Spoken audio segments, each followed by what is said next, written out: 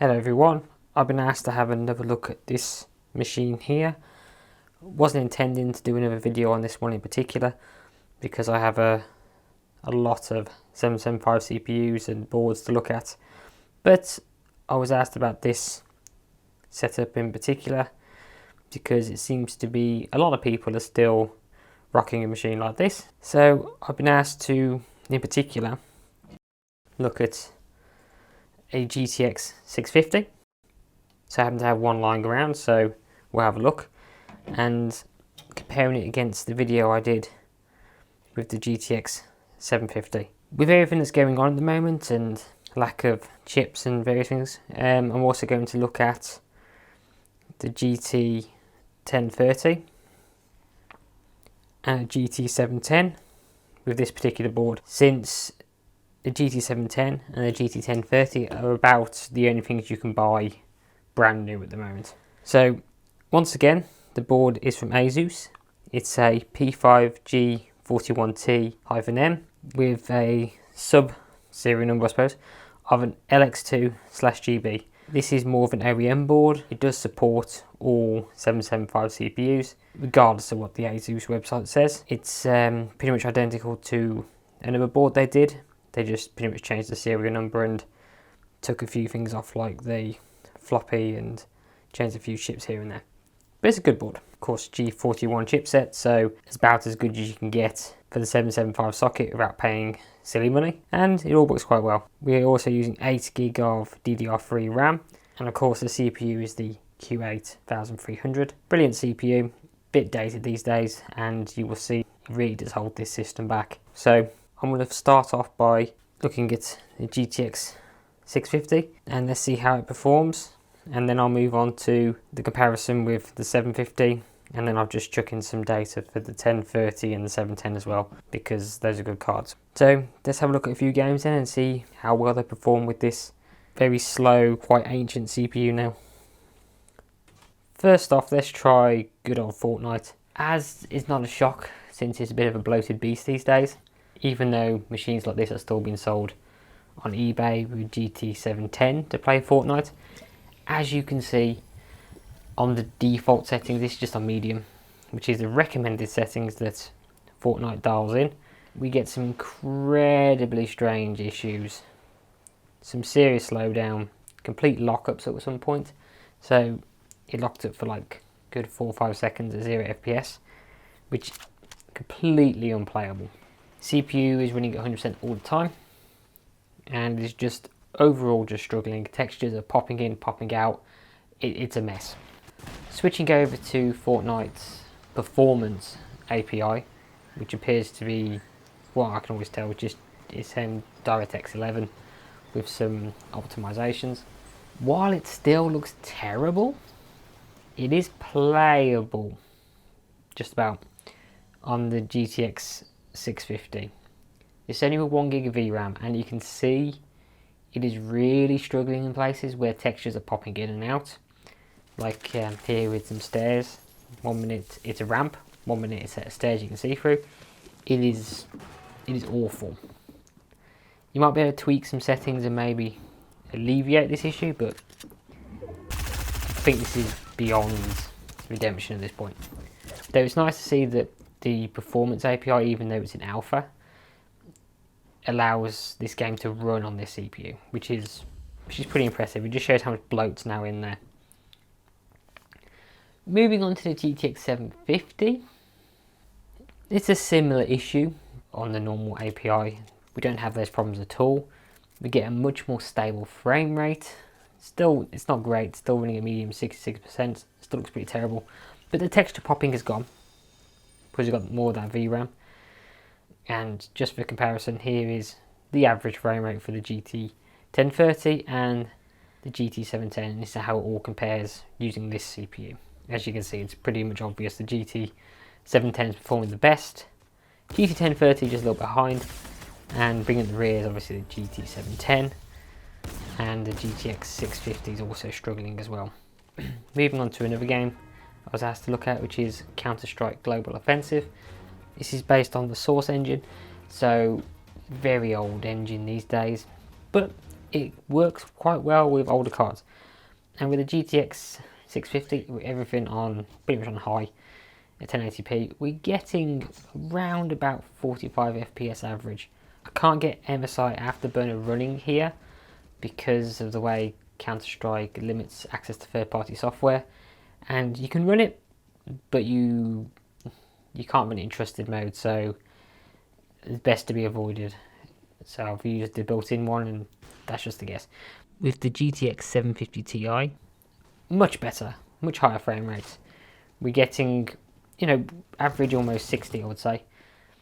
Much faster card, it's much smoother and much easier to play with this card, though it's fine with the GTX 650, but much better on the GT750 on the same settings. Here is the GT1030 and GT710 for comparison's sake.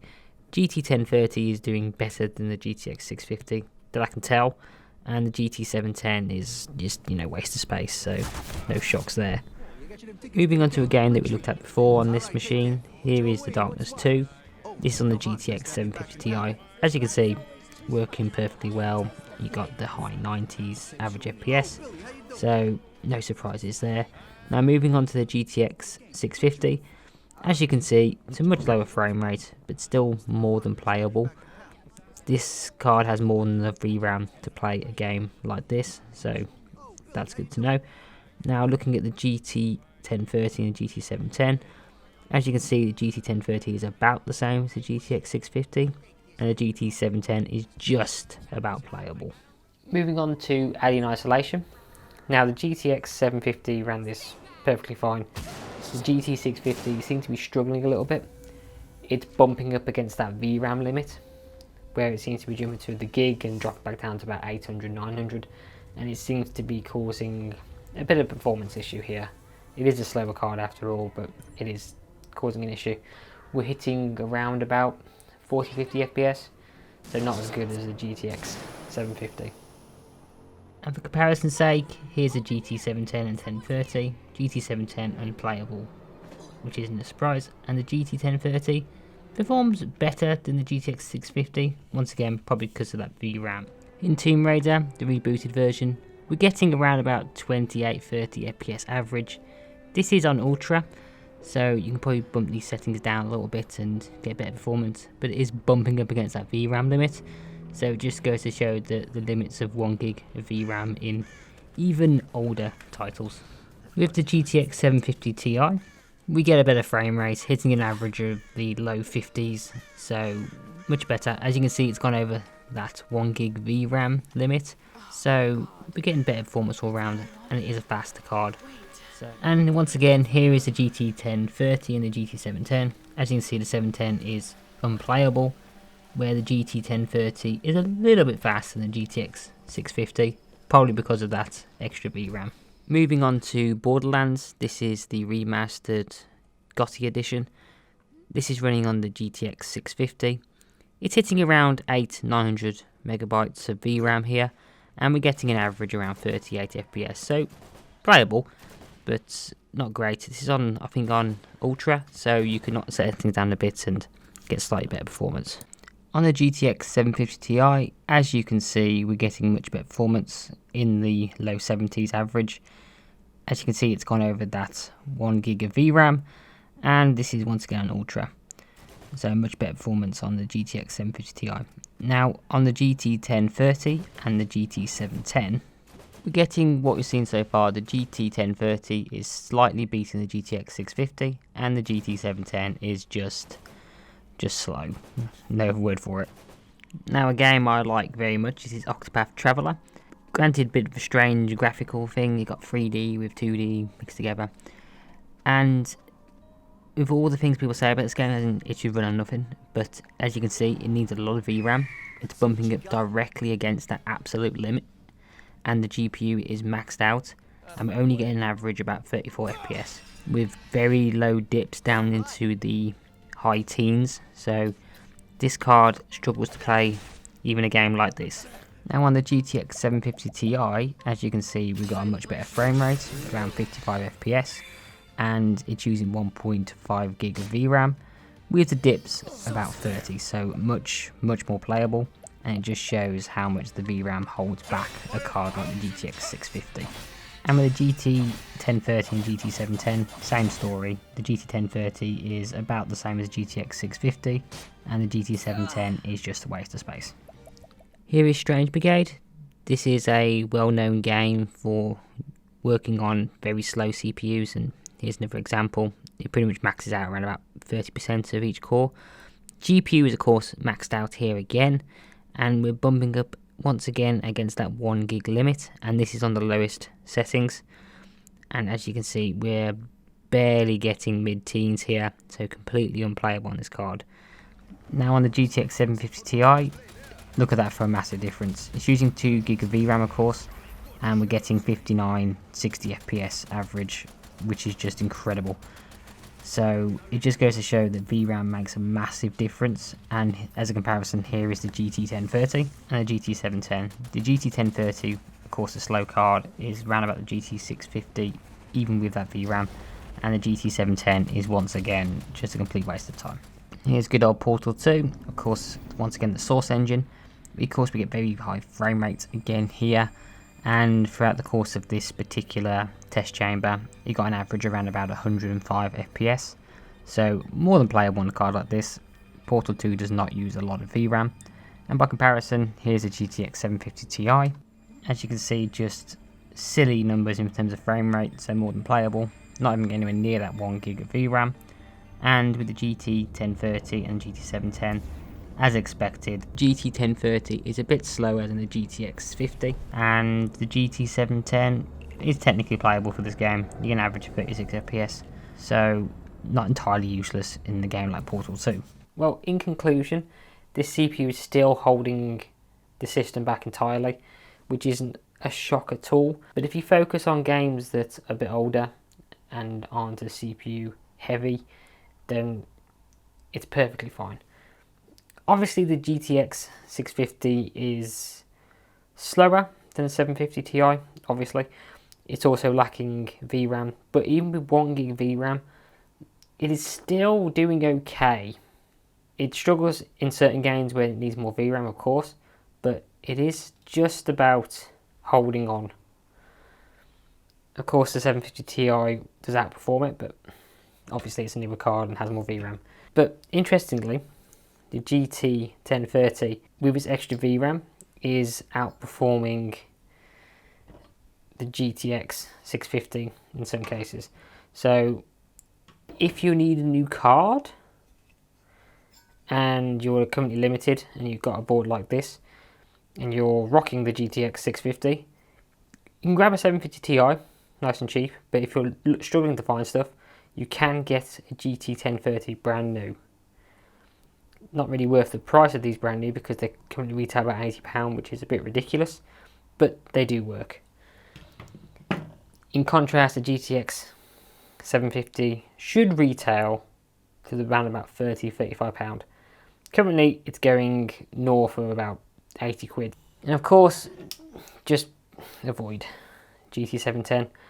Might sound like a good idea, it's a cheap card, but as you can see, it is a terrible card, and I wish it would just go away. But there we have it. This machine is of course massive CPU bottleneck.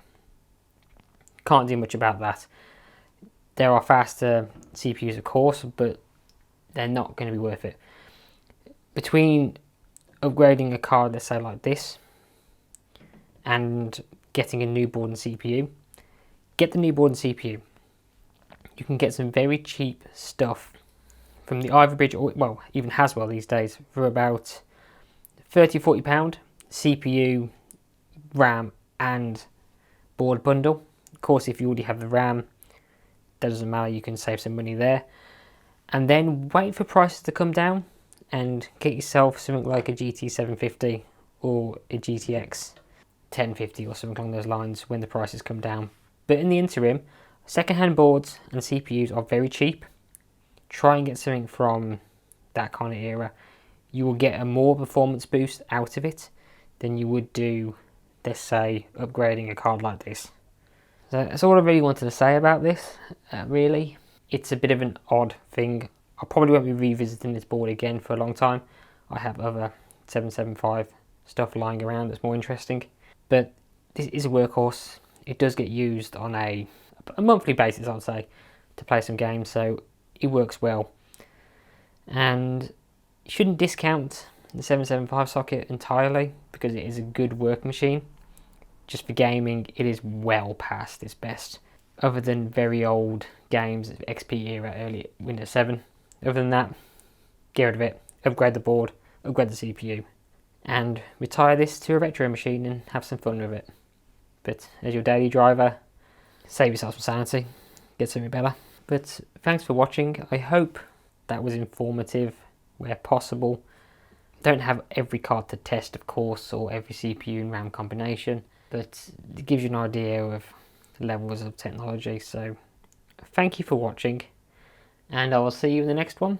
Any comments or suggestions below, please leave them. Like or dislike this video if you like.